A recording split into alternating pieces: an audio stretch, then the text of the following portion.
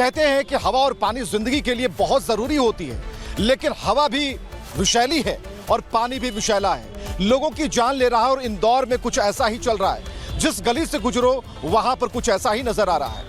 लोगों की मौत हो रही है, छोटे बच्चों की मौत हो रही है, नौनिहालों की मौत हो रही है, लेकिन मोहन सरकार अभी जांच के दायरे में है। कहने का मतलब कि अभी रिपोर्ट का इंतजार कर रहा है और जब आग लगी है तो कुआं खोदा जा रहा है, यानी कि गलियों में अब पाइपलाइन की मरम्मती का काम चालू है। लेकिन सबसे बड़ा सवाल आम जनता पूछ रही है, क्या इसीलिए हमने वोट किया था? एक रिपोर्ट देखिए।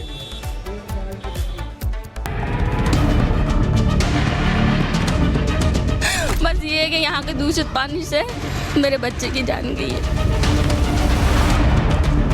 आप छान के भी भरते ना, उसमें बारी बारी कीड़े दिखते हैं। तो मैं तो दवाई डाल के ही पी रहे हैं हम लोग तो।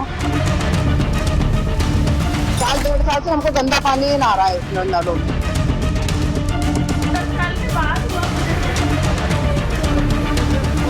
देश के प्रधानमंत्री ने लोगों को साफ पानी मुहैया कराने के लिए हर घर नल योजना चलाई थी। केंद्र सरकार से इसके लिए भारी भरकम बजट भी जारी हुआ, लेकिन मध्य प्रदेश में मोहन सरकार ने पीएम मोदी की इस योजना को पलीता लगा दिया है। हालात ये हैं कि मध्य प्रदेश के लोगों को पीने का साफ पानी तक नहीं मिल पा रहा है। कम से कम इंदौर में तो नहीं, क्योंकि यहां दूषित पानी से हाहाकार मचा हुआ है। लोग मर रहे हैं, अस्पतालों में मरीजों की लाइनें लगी हैं।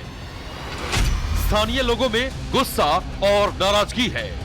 लोग मंत्री कैलाश विजयवर्गीय को अपने इलाके में देखकर सवाल पूछ रहे हैं।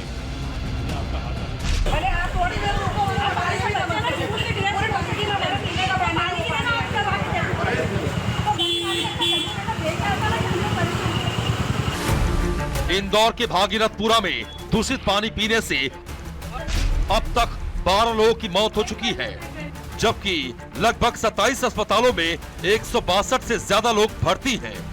इनमें से करीब 26 लोग आईसीयू में भर्ती हैं। इंदौर के लगभग 40% हिस्से में दूषित पानी की सप्लाई का खुलासा हुआ है, जहां पाइपलाइन खस्ताहाल होने से लीकेज हो रहा है।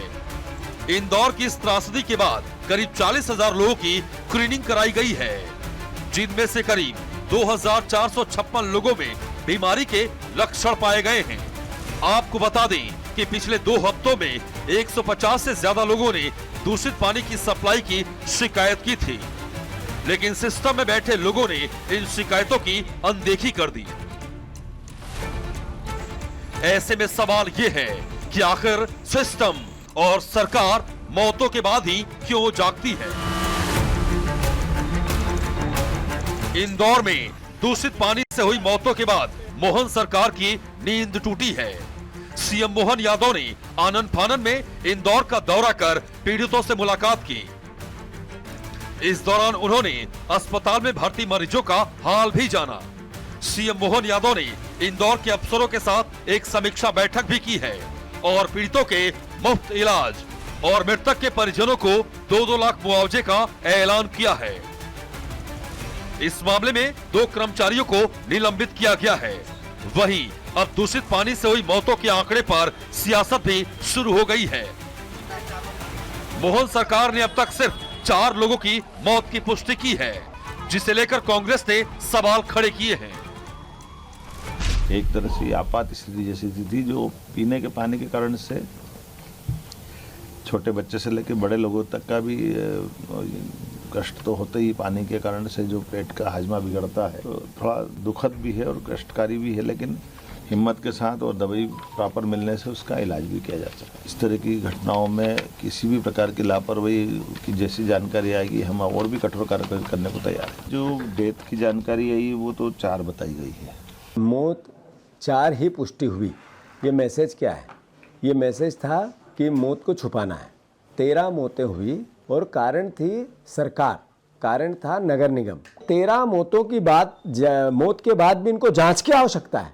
यानी इन भारतीय जनता पार्टी का चाल चरित्र और चेहरा, मुख्यमंत्री और मंत्री का व्यवहार, ये मैसेज देता है कि हमें इन मौतों का कोई गिला शिकवा नहीं है। इंदौर में दूषित पानी पीने से हुई मौतों का मामला अब हाईकोर्ट भी पहुंच गया है। हाईकोर्ट बार एसोसिएशन के अध्यक्ष रितेश इंसानी की जनहित याचिका पर सुनवाई करते हुए हाईकोर्ट ने सभी मरीजों का इलाज मुफ्त में करने का आदेश दिया है। इस दौरान हाईकोर्ट ने 2 जनवरी को सरकार से मृतकों के स्टेटस रिपोर्ट भी पेश करने को कहा है।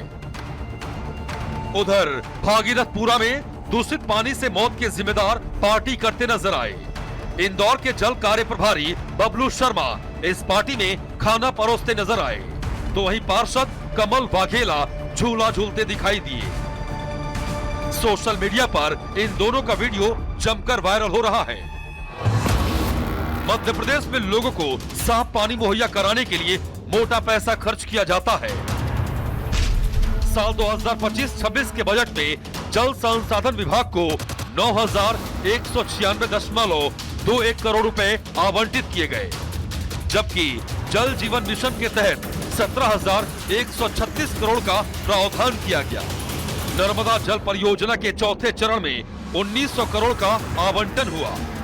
वहीं इंदौर नगर निगम ने साल 2025-26 में 8,000 करोड़ का बजट पेश किया, जिसमें 100 करोड़ रुपए पेयजल और सीवेज के लिए आवंटित किया गया।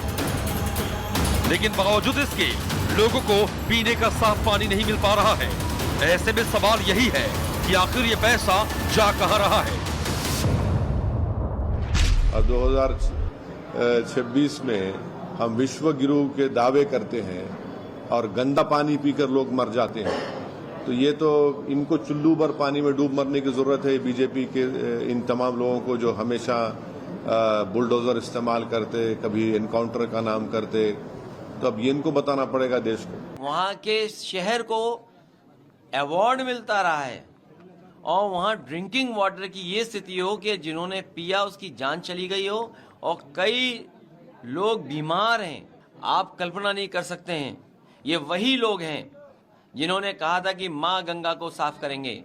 आज अगर माँ गंगा का पानी पी लें आप, तो आप खुद बीमार हो जाएंगे। इंदौर में दूषित पानी पीने से कोहराम मचा हुआ है, लेकिन मोहन सरकार इस त्रासदी पर पर्दा डालने की कोशिश कर रही है।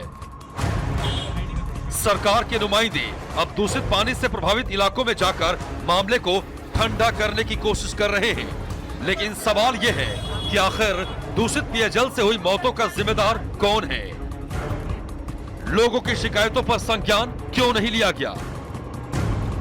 इंदौर की 40% पाइपलाइनें समय पर क्यों नहीं बदली गई? और सबसे बड़ा सवाल यह है कि आखिर जल विभाग को मिलने वाली भारी भरकम बजट का पैसा कहां जा रहा है? Bureau report, Republic Bharat.